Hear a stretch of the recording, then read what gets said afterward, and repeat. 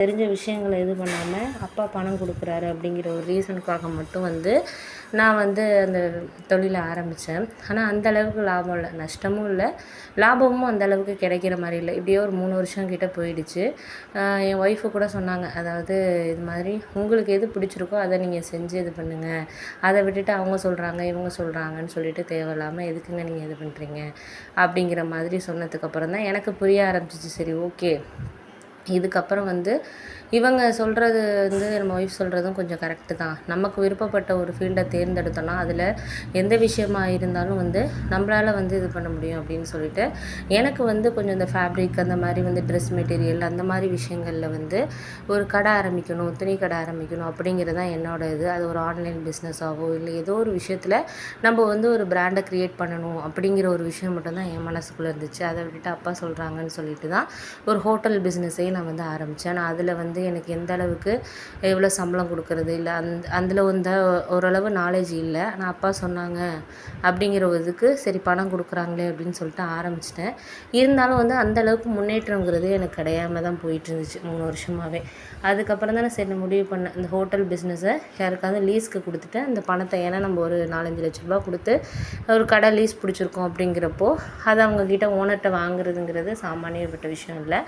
ஏன்னா 5 வருஷத்துக்கு லீஸ் எழுதியிருக்கிறதுனால 3 வருஷம் தான் ஆகுதுங்கிறதுனால யாருமே வந்து இது பண்ண மாட்டாங்க. அதனால் வந்து தெரிஞ்சவங்க மூலயமா வந்து ஒருத்தர் வந்து சொன்னார், இது மாதிரி நான் வந்து வெளிநாட்டில் ரொம்ப வருஷமாக வந்து சமையல் மாஸ்டராக தான் சார் வேலை பார்த்தேன். எனக்கு இப்போ வந்து நான் வெளிநாட்டிலேருந்து வந்துட்டேன், எனக்கு வந்து ஒரு ஹோட்டல் ஆரம்பிக்கணும்னு ஒரு இது இருக்குது அப்படிங்கிற மாதிரி சொன்னார்.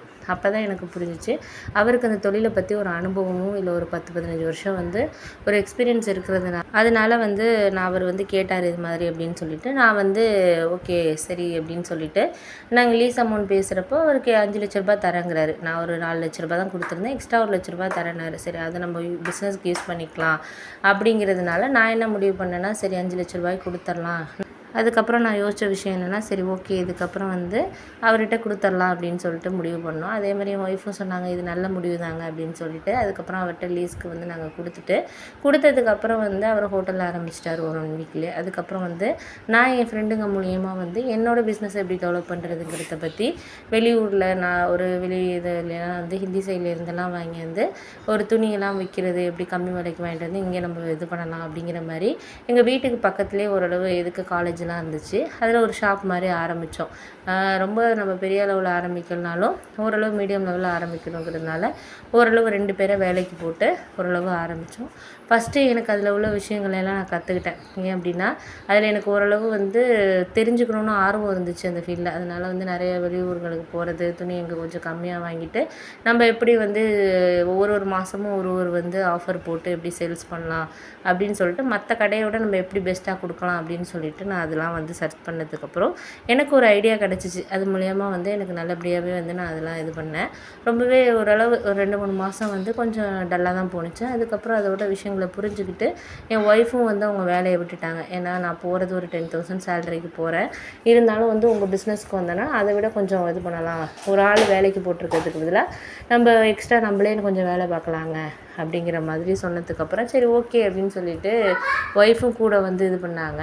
சரி ஓகே அப்படின்னு சொல்லிட்டு இது பண்ணிகிட்டு இருந்தேன். அப்போ தான் அந்த சமயத்தில் வந்து எனக்கு ரொம்ப சந்தோஷமாக இருந்துச்சு, பரவாயில்ல நம்ம ஒய்ஃபும் வந்திருக்காங்க அப்படிங்கிறப்போ நம்மளுக்கு இன்னும் கொஞ்சம் சப்போர்ட்டிவாக இருந்துச்சு. எனக்கு தெரியாத விஷயங்களை கூட அவங்க வந்து கொஞ்சம் அவங்க ஃப்ரெண்ட்ஸ் சர்க்கிளில் வந்து கொஞ்சம் சேல்ஸ் அதிகப்படுத்துறது அந்த மாதிரி விஷயங்கள்லாம் வந்து இது பண்ணிகிட்டு இருந்தாங்க. எனக்கு அப்போ தான் புரிஞ்சிச்சு, சரி ஓகே இந்த ஃபீல்டில் நம்ம இன்னும் கொஞ்சம் தெரிஞ்சுக்கிட்டோன்னா இன்னும் நல்ல லெவல் கொண்டு போகலாம் அப்படின்னு சொல்லிட்டு நானாகவே எனக்குள்ளேயே சில விஷயங்களை வந்து இது பண்ணிவிட்டு கொண்டுட்டு போக ஆரம்பித்தேன். அப்போ தான் அந்த சமயத்தில் தான் எனக்கு வந்து என்ன ஒரு விஷயம் தெரிஞ்சிச்சு அப்படின்னா, நம்ம ஒரு விஷயம் வந்து விரும்பி செய்கிறதுக்கும் விரும்பாமல் செய்கிறதுக்கும் நிறைய டிஃப்ரெண்ட் இருக்குது. நம்ம விரும்பி ஒரு விஷயத்த செஞ்சோன்னா அது திரும்பி வந்து நம்மளுக்கு சரியான இதில் வந்து அந்த நேரத்தில் வந்து நம்மளுக்கு ஒரு வீட்டில் இருக்கவங்களா இருக்கட்டும், நம்ம ஃப்ரெண்ட்ஸுங்களாக இருக்கட்டும், ஒரு சப்போர்ட்டிவாக பேசுனாங்கன்னா பரவாயில்ல. நம்மளே வந்து ஒரு சில விஷயங்களில் வந்து இதை எப்படி செய்கிறது அப்படின்னு சொல்லிட்டு யோசிச்சுட்டு தான் இருப்போம். அந்த நேரத்தில் வந்து இவங்க என்ன இது பண்ணுவாங்கன்னா, நீ ஏன் வந்து இதை செஞ்ச எப்படி, இது வந்து நான் அப்போயே சொன்னேன்ல அப்படிங்கிற மாதிரி சொல்லுவாங்க. அதாவது நமக்கு வந்து ஒரு சப்போர்ட்டிவாக பேசலைனாலும் சரி இதாக பேச வேண்டாம் அது மாதிரி இருக்க மாட்டாங்க. ஒரு பேசுகிற விதமே ஒரு இதாக தான் இருக்கும். அதனாலேயே வந்து எனக்கு புரிய ஆரம்பிச்சிது. சரி ஓகே இதுக்கப்புறம் இவங்கக்கிட்ட வந்து நம்ம பேசுகிறது வந்து வேஸ்ட் அப்படின்னு சொல்லிட்டு ஒரு சில நேரத்தில் நானாகவே நினைக்க ஆரம்பிச்சிட்டேன். ஏன் அப்படின்னா இவங்க எடுத்துக்கிற விதமாக இருக்கட்டும், இல்லை சொல்கிற விதமாக இருக்கட்டும், எதாக இருந்தாலும் நம்மளுக்கு வந்து தவறாகவே புரிஞ்சுக்கிறாங்கன்னா அதை வந்து நம்ம எதுவுமே மாற்ற முடியாது. அதனால் முடிஞ்ச அளவுக்கு நம்மளால் அவங்கக்கிட்ட அதை பேசாமல் நம்ம வந்து அவாய்ட் பண்ணுறது தான் நல்லது அப்படிங்கிற மாதிரி நான் முடிவுக்கு வர ஆரம்பிச்சிட்டேன். சரி ஓகே, அதுக்கப்புறம் என்ன ஆகினாலும் ஆகட்டும் அப்படின்னு சொல்லிட்டு அதுக்கப்புறம் இது பண்ணிக்கிட்டு இருந்தேன். அப்போ அந்த சமயத்தில் தான் வந்து எனக்கு வந்து ஒரு ஆப்பர்ச்சுனிட்டி கிடச்சிச்சின்னு தான் சொல்லலாம். எனக்கு ஏற்கனவே வேலை பார்த்துட்டு இருந்த கம்பெனியில் அந்தளவுக்கு சேல்ரி கிடையாது. ஒரு 20,000 சேல்ரி. ஆனால் நைட் ஒரு 7 மணி 8 மணி வரைக்குமே ஒர்க் இருக்கும். அப்படி இருக்கிறப்போ அதில் தான் 2 இயர்ஸாக வேலை பார்த்துக்கிட்டு இருந்தேன். இப்போ வந்து என்ன பண்ணுறது அப்படிங்கிற ஒரு குழப்பத்தில் இருந்த நேரத்தில் அங்கே வேலை பார்த்துக்கிட்டு இருக்கப்பே 2-3 கம்பெனியில் வந்து நான் இன்டர்வியூ அட்டென்ட் பண்ணேன். சரி ஏதாச்சும் ஒன்று கிடச்சிச்சின்னா நம்மளுக்கு பெட்டரான ஒரு சாய்ஸாக தானே இருக்கும் அப்படின்னு சொல்லிட்டு தான் நான் அந்த இன்டர்வியூ அட்டென்ட் பண்ணேன்.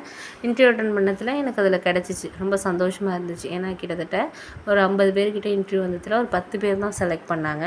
அதில் எனக்கு எக்ஸ்பீரியன்ஸ் இருக்கிறதுனால என்னையும் செலக்ட் பண்ணாங்க. எனக்கு ரொம்ப சந்தோஷமாக இருந்துச்சு. ஏன் அப்படின்னா நான் எதிர்பார்க்கல இந்த அளவுக்கு நம்மளுக்கு ஒரு வாய்ப்பு கிடைக்கும் அப்படின்னு சொல்லிட்டு நான் எதிர்பார்க்கவே இல்லை தான். அந்தளவுக்கு ரொம்ப ஒரு சந்தோஷமான ஒரு இதாக தான் இருந்துச்சு. அதனாலேயே நான் வந்து என்ன பண்ணேன்னா, சரி ஓகே இதுக்கப்புறம் வந்து இந்த வாய்ப்பை நம்ம பயன்படுத்திக்கணும் அப்படின்னு சொல்லிட்டு நான் முதல்ல தான் வந்து அம்மா அப்பா ஃபேமிலி ஃப்ரெண்ட்ஸ் இங்கே உள்ளவங்களோட இருக்கணும் அப்படின்னு சொல்லிட்டு அந்த வேலையை பார்த்துட்டு இருந்தேன். ஆனால் ஒரு நேரத்தில் நமக்கே இவங்க எதுவுமே ஒரு சப்போர்ட்டிவாக இல்லாத நேரத்தில் எதுக்கு இவங்களுக்காக நம்ம வந்து இருக்கணும் அப்படிங்கிற மாதிரி முடிவு பண்ணிட்டு தான் அதுக்கப்புறம் பெங்களூரில் இந்த வேலை கிடைச்சோடனே வந்து இங்கே போகிறேன்னு சொல்லிட்டு முடிவு பண்ணிட்டு அம்மா கிட்ட சொன்னேன்.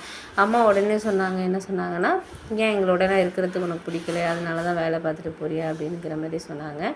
நான் அதுக்கு ஒன்றுமே சொல்லலை. ஏன் அப்படின்னா இந்த விஷயத்தில் வந்து நம்ம எதாச்சும் ஒரு சொன்னோன்னா அது எப்படி வேணாலும் இது பண்ணுவாங்க அப்படின்னோடனே, இல்லைம்மா அந்த கம்பெனியில் எனக்கு சரியில்லை, சேலரியும் ஏற்றலை, எதுவுமே பண்ணலை, அதனால தான் எனக்கு இந்த வாய்ப்பை நான் பயன்படுத்திக்கலான்ட்டு தான் இங்கே வந்து இன்டர்வியூ அட்டென்ட் பண்ணேன். அதில் செலக்ட் ஆகிட்டேன். அதனால தான், மற்றபடி உங்களை விட்டுட்டு போகணும்னு எண்ணத்தில் எல்லாம் நான் இது பண்ணல அப்படின்னு சொல்லிட்டு சொன்னேன்.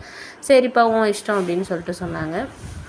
அப்பாவும் அதான் சொன்னார், அண்ணனும் அதான் சொன்னான். சரி ஓகே, நீங்களாம் வந்து அப்போனா வந்து நான் போகிறதுல உங்களுக்கு எந்த ஒரு வருத்தமும் இல்லை அப்படின்னு நானாகவே நினச்சிக்கிட்டு சரி ஒரு 2 நாள்லேயே வந்து என்னோடய பழைய வேலையை ரிசைன் பண்ணிவிட்டு அங்கே வந்து தெரிஞ்ச ஒரு ஃப்ரெண்டு மூலயமா தான் அந்த வேலைக்கு நான் அப்ளை பண்ணிவிட்டு இன்டர்வியூ அட்டென்ட் பண்ணியிருந்தேன். அவன் ரூம்லேயே போயிட்டு தங்குறதுக்கு எல்லாமே வந்து அவன் ஹெல்ப் பண்ணான். என்னோடய காலேஜ் ஃப்ரெண்டு அவன் ஹெல்ப் பண்ணான். மாதத்துக்கு ஒரு 3000 ரூபா வந்து கிட்டத்தட்ட வந்து வாடகை இது மட்டும் வரும். சாப்பாட்டு செலவு ஒரு 3000 ரூபா அப்படிங்கிற மாதிரி எங்கேயே ஹாஸ்டல்லேயே 6000 ரூபா மாதம் வரும் அப்படிங்கிற மாதிரி சொல்லியிருந்தாங்க. சரி ஓகே, நம்மளுக்கும் வெளியில் நம்ம சாப்பிட்டாலும் காசு கூட வரும் அப்படிங்கிறனால நம்ம இதே இது பண்ணிக்கலாம் அப்படிங்கிறனால நான் இது பண்ணேன். சரி ஓகே அப்படின்னு சொல்லிட்டு அவன்கிட்ட சொல்லிவிட்டு, ஏன்னா சம்பளம் போன தடவை 30,000க்கு மேலே ஒரு இன்சென்டிவ்ஸ்லாம் போக 35,000 கிடைக்கும்.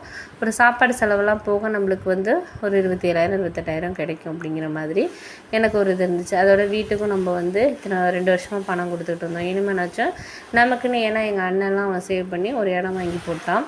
அதனால் வந்து நம்ம பணத்தை நம்ம கொடுத்துட்டே இருந்தாலும் நாளைக்கு ஒன்றுமே நம்ம என்னடா இது கொடுத்தோங்கிற மாதிரி தான் நம்ம கேட்பாங்க.